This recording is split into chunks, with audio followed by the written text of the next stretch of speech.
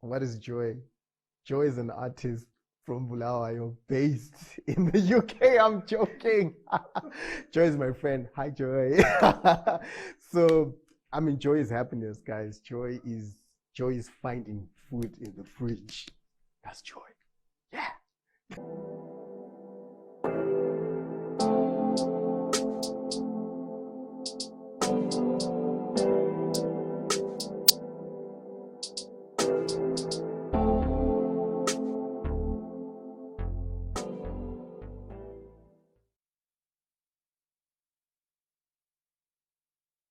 Hi, my name is Tinashe Charleson, and I'm a photographer and a creative in general. Um, I'm also a very diverse artist, so I also do fine art. I also do creative art, and I also do designs. Yeah, that's Tinashe Charleson. I guess when someone starts off something that they love, it's usually based on the fact that you love what you're doing. So I guess that's where it all started, like just taking pictures of random things. Until this one day, someone just asked me like, "Yo, can you take some pictures of me?" I was like, "Oh, okay, cool, that's no problem," because I've been doing it, with my phone or with the camera. So I guess that was the moment that I realized, oh, this could actually be something, something way deeper than just carrying a camera. It could lead to a whole bigger vision, or future.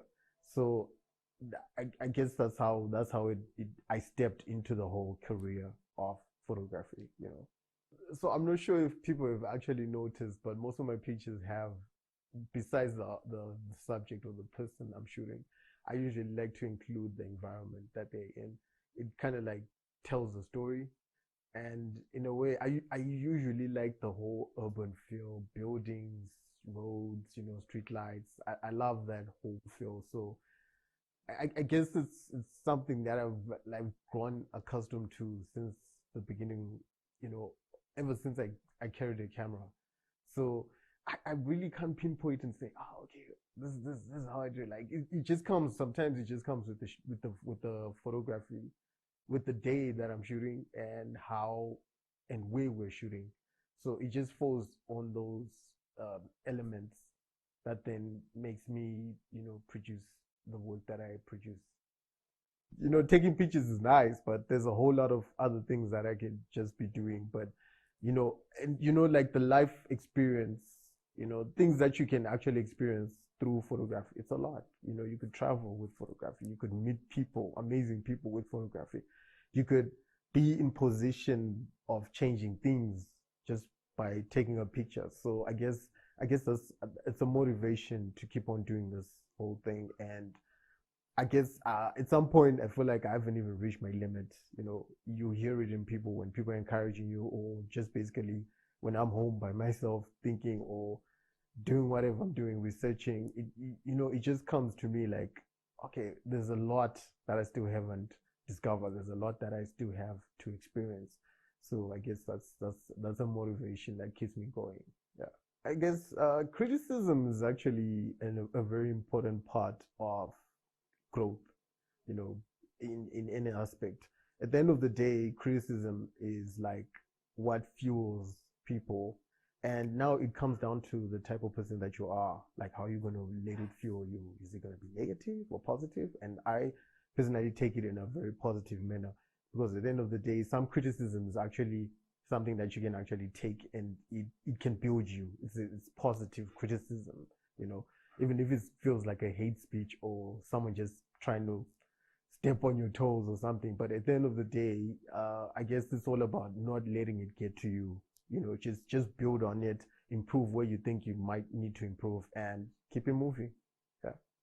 Wow, when I won the award, I was shook. I don't even want to lie to you. I didn't expect to win.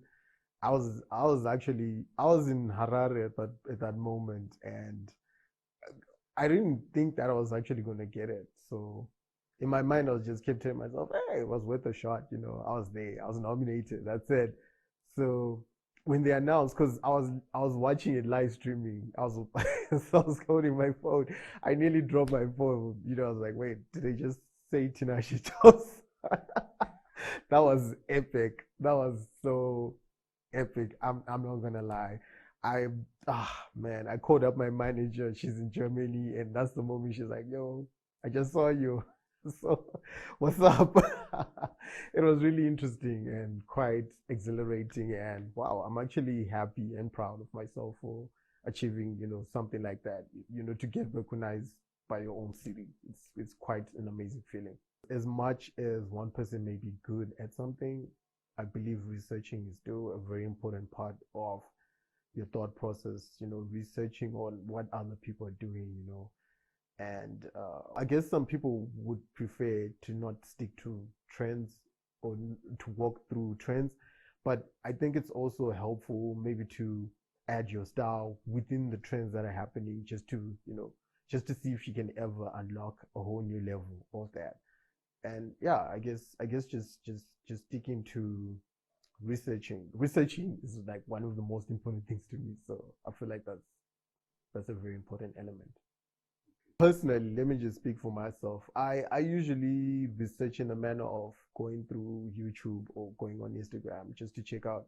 There's certain people that I follow, people who inspire me, and sometimes I just be there, just looking at their page, like, oh, okay. And the craziest part is not even their new work would have inspired me. Maybe their old work from when they started. It's just like, oh wow, I like how he did that. How did he do that?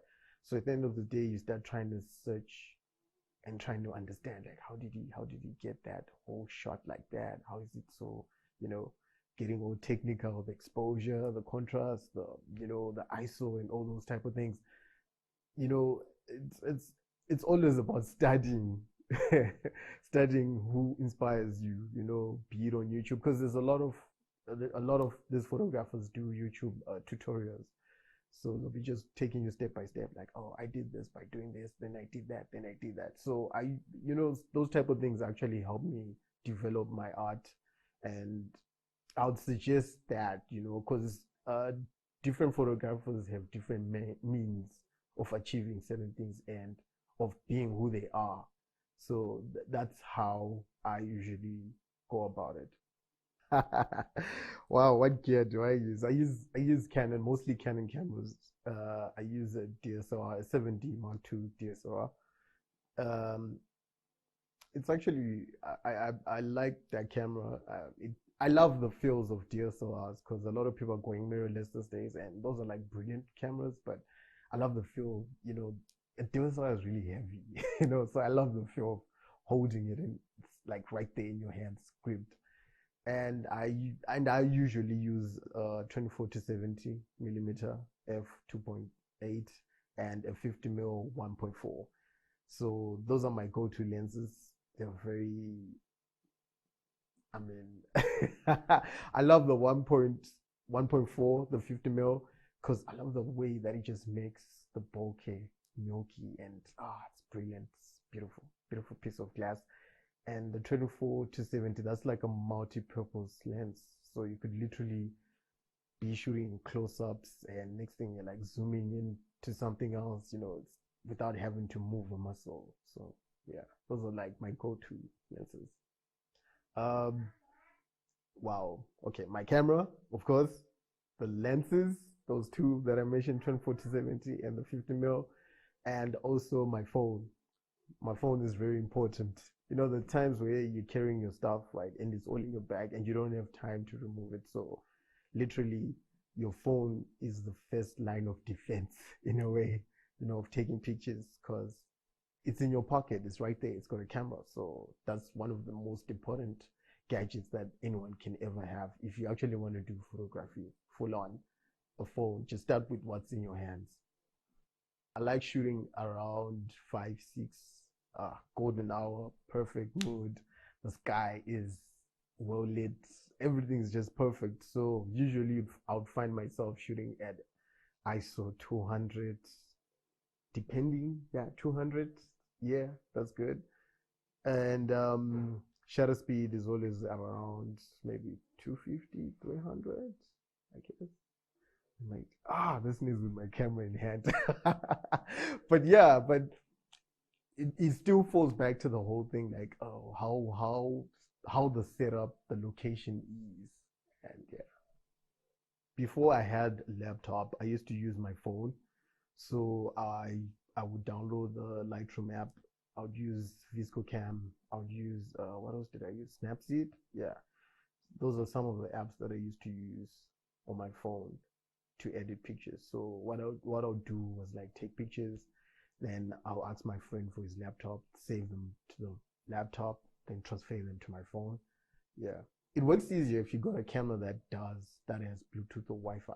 You could just directly just chuck them into your phone. But that was my workflow back then.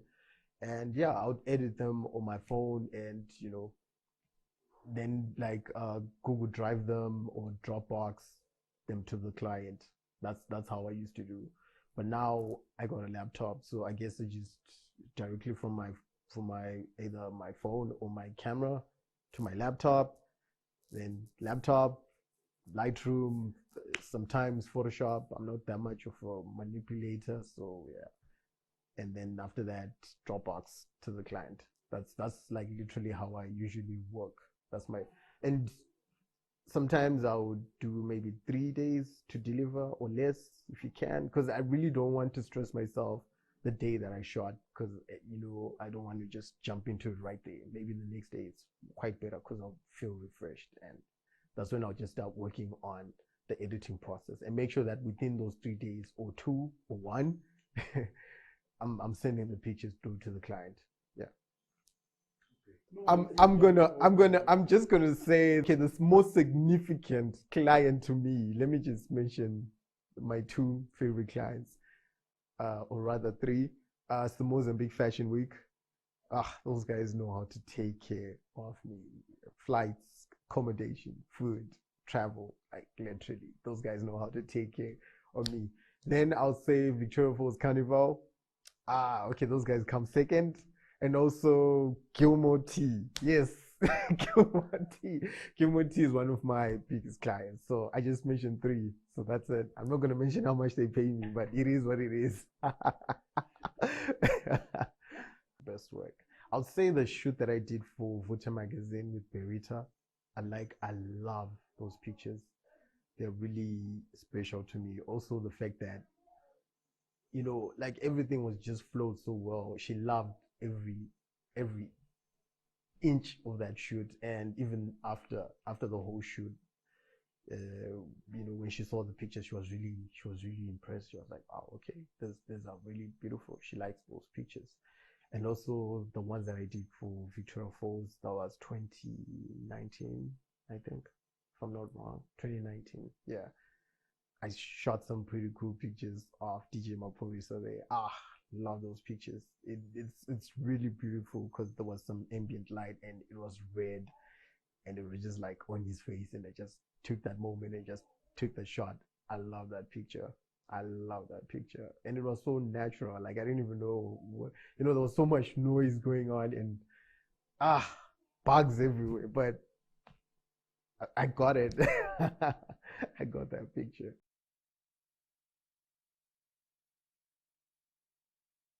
I feel like we still have a very long way to go, because I feel content creation can be personalized. At the same time, you can have a brand backing you up.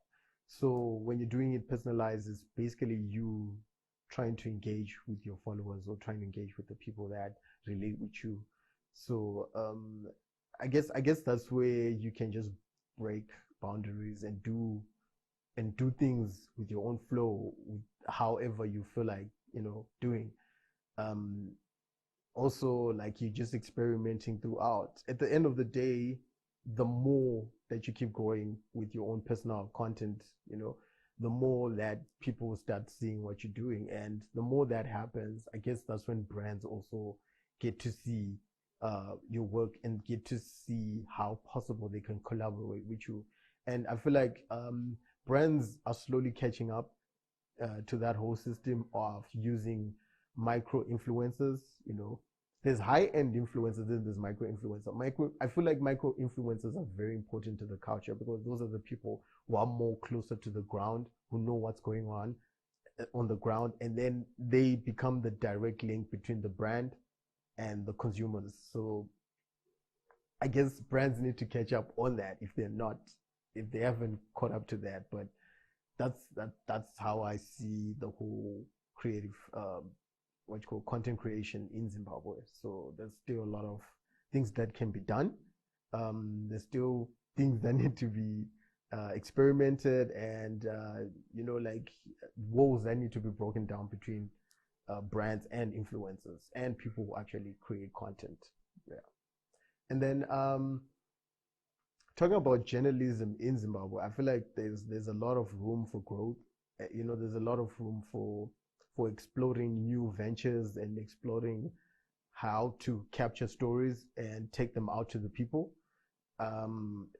Taking for example how other countries are going about, how the journalists in those countries are doing things. They're actually being innovative, and like they're not scared to break boundaries. I feel like if we also took that approach, maybe the global village can actually recognize us also, of like, oh, okay, this Zimbabwean content creators are there, journalists are there. So, if we actually also through, or rather we moved in a path that's actually also diverse and unique and very artistic, I feel like we can go far. There's a lot of things that we can actually touch on. I feel like there's a lot of artists out there who are not even known, but they're outside the country and they're doing some big things. Those type of people need to be, I guess you can say, have a light shined on them, to recognize them, to see what they're doing, to appreciate all the stuff that they're doing. So there's a lot of room for growth. There's a lot of room for growth. Yeah. Dress in the person you want to be. Dress in the person you want to be. Wow. Okay. That's different. That's different. I guess the embodiment of being someone else you see yourself as, or someone you relate to. I guess dress. Standing in the shoes of the person that you look up to. I think, I'm not sure. There's no wrong answer here, right? Yeah. There's no hurry in Africa. Wow. I guess the fact that, wow, this gets political, because at some point you feel like maybe they meant the fact that Africa is like always behind with the world. Like the world is always moving so fast, like, and Africa is just like, nah, we chilled, we coming, but we slow. You know what I'm saying? So I guess that's what it means, but at the same time, it's the same countries and continents that are now trying to catch up to Africa, but like, oh, African culture is like so interesting. What is Joy? Joy is an artist from Bulawayo, based in the UK. I'm joking. Joy is my friend. Hi, Joy. So, Joy is happiness, guys. Joy is finding food in the fridge. That's joy. Yeah. Sliced bread. That better than in car. Yeah, sliced bread. That's a great invention. Of course, the camera. Spaceship. That is some mad skills, bro. Like, how do they even do that? A phone. A phone is important. I can't live without my phone. And the last one, right? Wow, what is greatest invention? I don't know if we can say clothes. But clothes are important, man. Yeah, I guess those 5 things. Wow. Man, thank you for watching. This was such an awesome show, and thank you for the interview. And also, if you guys would like to follow me, this is Charleson, and Charleson is spelled Charleson. That's on Twitter and that's on Instagram. On Facebook, I'm Tinashe Charleson. So thank you.